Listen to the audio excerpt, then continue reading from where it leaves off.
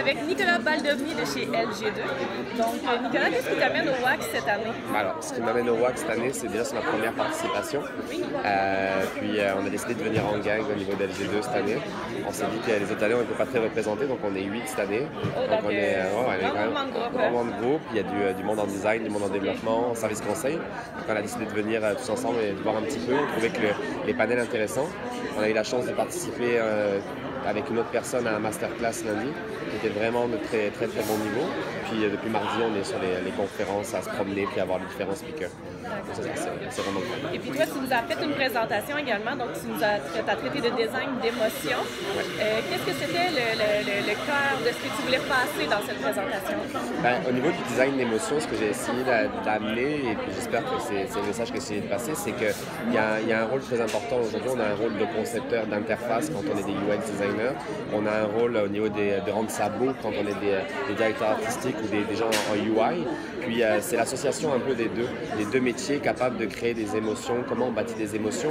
Et surtout, par rapport à la mémoire, par rapport à l'utilisation, je pense que c'est important aujourd'hui que les objets, les services, les produits qu'on crée soient empreints d'émotions afin qu'on les réutilise. Je pense que s'il n'y a pas d'émotion dans ce qu'on vit, dans ce qu'on fait, les gens ne vont pas y revenir.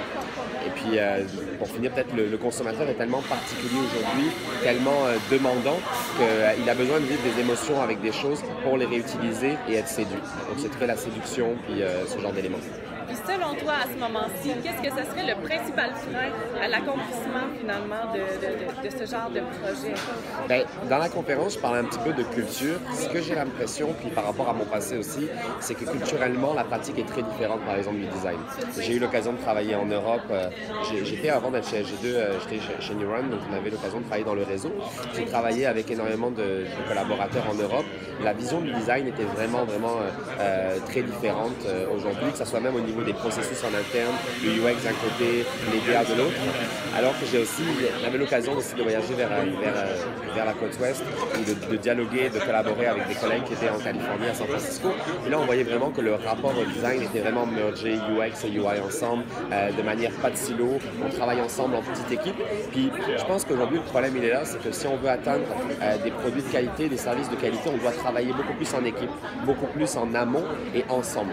Puis, on doit arrêter peut-être de penser le cycle classique, stratégie, UX, UI et développement. Et peut-être imaginer que le développeur peut partir dès le début en prototyping, c'est-à-dire prototyper des éléments.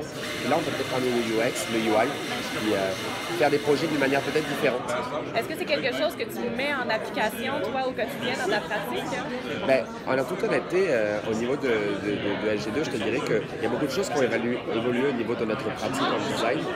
Puis quand je dis on, j'aimerais pas parler en mon nom, je parle au niveau de l'équipe.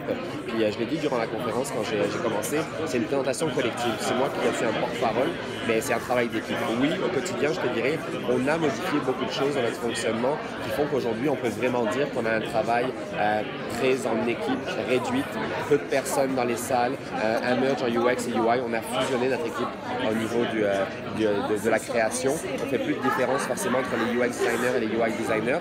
On essaye de s'auto-polliniser tous ensemble. Puis oui, aujourd'hui, je pense qu'on peut clairement le dire à nos clients puis à nos partenaires. On se le dit entre nous, oui, on est capable de faire un design aujourd'hui qui est centré sur l'utilisateur avec des équipes dédiées ensemble qui travaillent ensemble. Est-ce que tu dirais également que justement le design centré utilisateur, mais vraiment axé sur l'émotion, finalement? Sur l'émotion, oui. Est-ce qu'à ce moment-ci, ça serait vraiment votre approche à vous en ce moment du travail? Oui, je pense que c'est une bonne analyse de la chose, dans le sens qu'aujourd'hui, tu peux avoir des choses qui sont utiles. Puis ça, je pense que c'est le côté UX qui l'amène. Puis il y a le côté beauté. Puis tu sais, il y a un terme anglais qui est toujours la beautility. C'est un peu un buzzword, puis je trouve que ça nous répète beaucoup.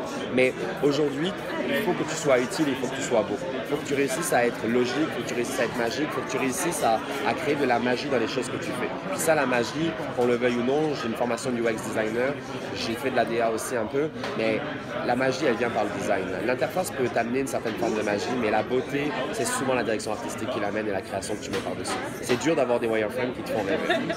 Ça demeure du noir et blanc. Exact. Donc toi, tu dirais à ce moment-ci que finalement, pour créer l'émotion, c'est vraiment d'y aller à l'intersection de plusieurs, de plusieurs expertises. Ouais, exactement. Puis à ce moment-ci, tu dirais, si tu avais justement un conseil pour les autres experts qui aimeraient mettre ça en pratique, mais qu'actuellement sont beaucoup plus dans un processus linéaire, toi, est-ce que tu aurais un conseil pour vous? Bien, honnêtement, je pense que tout part de l'humain, puis de part des employés que tu as dans ton équipe, de part de ton équipe. La manière dont tu structures une équipe, la manière dont tu la bâtis, les gens que tu recrutes vont faire le produit que tu vas créer, que tu le veuilles ou non. Je pense qu'aujourd'hui, tu ne peux pas forcer du monde à travailler d'une manière différente. Tu dois trouver des gens, c'est comme une équipe, tu prends souvent l'allégorie du sport, l'image du sport, et je me dis, si tu bâtis une équipe de hockey ou une équipe de soccer, tu dois trouver les bons joueurs pour collectivement fonctionner ensemble. Tu ne dois pas trouver 11 superstars comme au soccer, tu dois trouver des gens qui apprennent à travailler ensemble. Et je pense que c'est aujourd'hui le nerf de la guerre pour les compagnies, les entreprises, les clients, les agences, c'est de trouver des éléments qui sont capables de collaborer ensemble pour créer le meilleur produit. Tu ne peux pas forcer les choses, tu dois choisir les bons éléments qui vont te structurer ton équipe, puis qui vont te livrer le meilleur produit. Je pense que c'est ça le... Est-ce qu'à ce moment-ci, tu dirais que c'est un enjeu majeur pour le marché, justement, d'aller dans ce type de direction? Je pense que c'est un enjeu majeur sur le marché à l'heure actuelle. Je pense que la qualité des produits et des services qu'on va créer dans un futur proche va dépendre de la qualité des gens qui vont l'exécuter.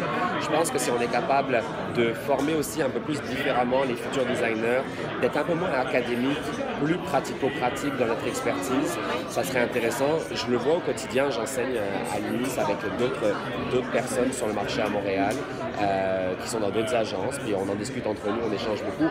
La manière dont on essaye d'enseigner, la manière dont on essaye d'amener les choses aux étudiants, je pense qu'elle doit être beaucoup plus pratico-pratique, montrer des cas, montrer la réalité client, les budgets, les temps serrés. Parce que c'est ça aujourd'hui le marché. Le marché, c'est pas 6 mois où tu t'exprimes et tu fais un peu tout et n'importe quoi. Il y a des contraintes de temps et de budget, et les gens doivent apprendre à travailler avec ça. Je te remercie. Merci si beaucoup. les gens veulent finalement savoir plus sur toi, sur ton travail, où est-ce qu'ils peuvent te joindre? On peut me rejoindre sur LinkedIn. Je l'avais précisé dans la conférence. Sur LinkedIn, ça me fera plaisir de prendre avec un café. Je le dis dans ma description.